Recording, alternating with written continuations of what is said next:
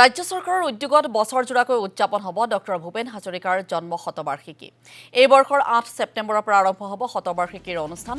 সামৰণি হ'ব 2026 চনৰ 8 ছেপ্টেম্বৰত। দিল্লী আৰু গুৱাহাটীত অনুষ্ঠিত হ'ব আৰম্ভণি আৰু সামৰণি অনুষ্ঠান।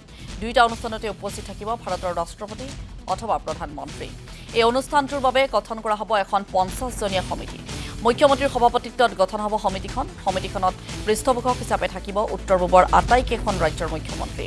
এই সময়ছোৱাত অৰুণাচল প্ৰদেশ, কলকাতা আৰু মুম্বাইত হ'ব 3টা বিশেষ অনুষ্ঠান। ডক্টৰ ভূপেন হাজৰিকাৰ এখন জীৱনীমূলক গ্ৰন্থ লিখিবলৈ দায়িত্ব দিয়া হৈছে বিশিষ্ট সাংবাদিক সাহিত্যিক অনুৰাধা শৰ্মা পূজাৰী।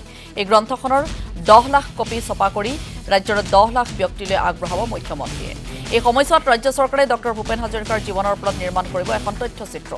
ৰাজ্যৰ শিক্ষানুষ্ঠানসমূহত চৰ্চা চলিব ভূপেন হাজৰিকাৰ জীৱন আৰু গীতৰ ওপৰত।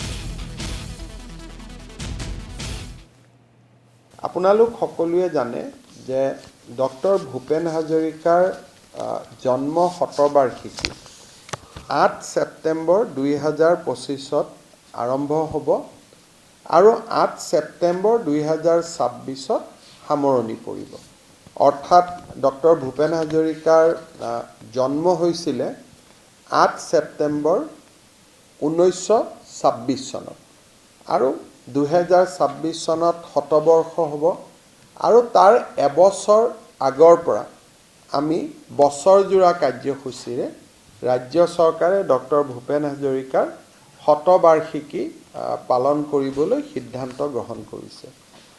ডক্টৰ ভূপেন হাজৰিকাৰ শতবাৰ্ষিকী খুব সুন্দৰভাৱে পালন কৰিবলৈ ৰাজ্য চৰকাৰে অসমৰ মুখ্যমন্ত্ৰীৰ অধ্যক্ষতাত এখন 50-জনীয়া সমিতি নিৰ্মাণৰ বাবে সিদ্ধান্ত গ্ৰহণ কৰিছে আৰু এই কমিটিখনত পৃষ্ঠপোষক হিচাপে আমি উত্তৰ পূৰ্বৰ আটাইকেইখন ৰাজ্যৰ মুখ্যমন্ত্ৰীসকলকো আসন গ্ৰহণ কৰিবলৈ আমন্ত্ৰণ জনাম।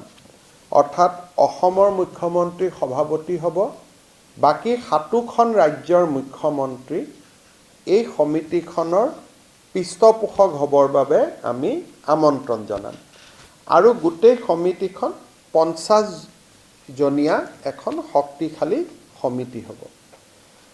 8 ছেপ্টেম্বৰ 2025 তাৰিখে ভাৰতৰ ৰাষ্ট্ৰপতি অথবা প্ৰধানমন্ত্ৰী ডাঙৰীয়াৰ কৰকমলেৰে আমি শতবাৰ্ষিকী অনুষ্ঠান আৰম্ভ কৰিম আৰু 8 ছেপ্টেম্বৰ 2026ত আকৌ ৰাষ্ট্ৰপতি মহোদয়া বা প্ৰধানমন্ত্ৰী ডাঙৰীয়াৰ উপস্থিতিত আমি শতবাৰ্ষিকী অনুষ্ঠানৰ সামৰণি মাৰিম।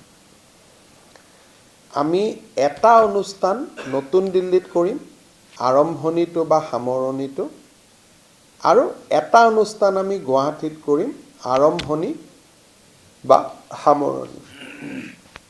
3টা বিশেষ অনুষ্ঠান আমি কৰিম।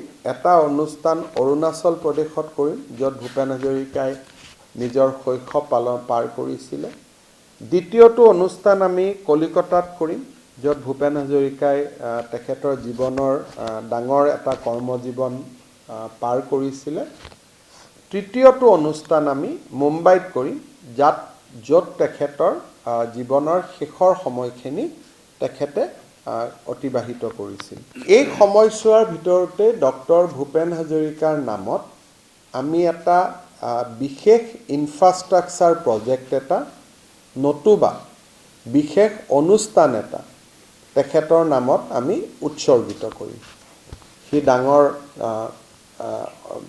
এটা ষ্ট্ৰাকচাৰ এটা যেনেকুৱা ধৰণে আমি চাম, কোনোবা এখন বিশ্ববিদ্যালয় তেখেতৰ নামত হ'ব পাৰে, কোনোবা এটা অনুষ্ঠান হ'ব পাৰে। আমাৰ 50-জনীয়া কমিটিয়ে সেই ক্ষেত্ৰত সিদ্ধান্ত ল'ব।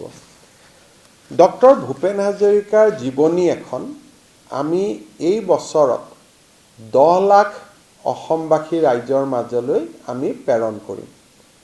মুখ্যমন্ত্ৰীৰ যিটো নতুন বছৰৰ আৰম্ভণিতে আমি যি গ্ৰিটিংছ পঠাওঁ, এইবাৰ আমি ভূপেন হাজৰিকাৰ জীৱনী এখন অনুৰাধা শৰ্মা পূজাৰী ডাঙৰীয়ানীক ইতিমধ্যে আমি দায়িত্ব দিছোঁ এখন জীৱনী, তেখেতৰ সংক্ষিপ্ত জীৱন বুৰঞ্জী এখন লিখিবৰ বাবে।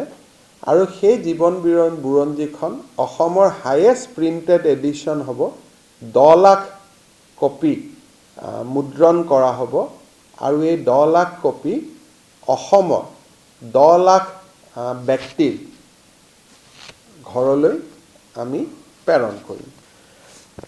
আমি ভাৰত চৰকাৰক অনুৰোধ কৰিম যে ভূপেন হাজৰিকাৰ নামত এটা কইন মুদ্ৰা এটা যাতে এই সময়ছোৱাত ভাৰত চৰকাৰে তেখেতৰ স্মৃতিত এটা নতুন মুদ্ৰা এটা ৰিজাৰ্ভ বেংকৰ দ্বাৰা নিৰ্মাণ কৰিবৰ বাবে সিদ্ধান্ত লয়। তাৰ বাবে আমি ৰিজাৰ্ভ বেংক অফ ইণ্ডিয়া আৰু ভাৰত চৰকাৰক অনুৰোধ কৰিম। চতুৰ্থতে ৰাজ্য চৰকাৰে ভূপেন হাজৰিকাৰ জীৱনৰ ওপৰত অসমীয়া, ইংৰাজী আৰু হিন্দীত আমি এখন তথ্যচিত্ৰ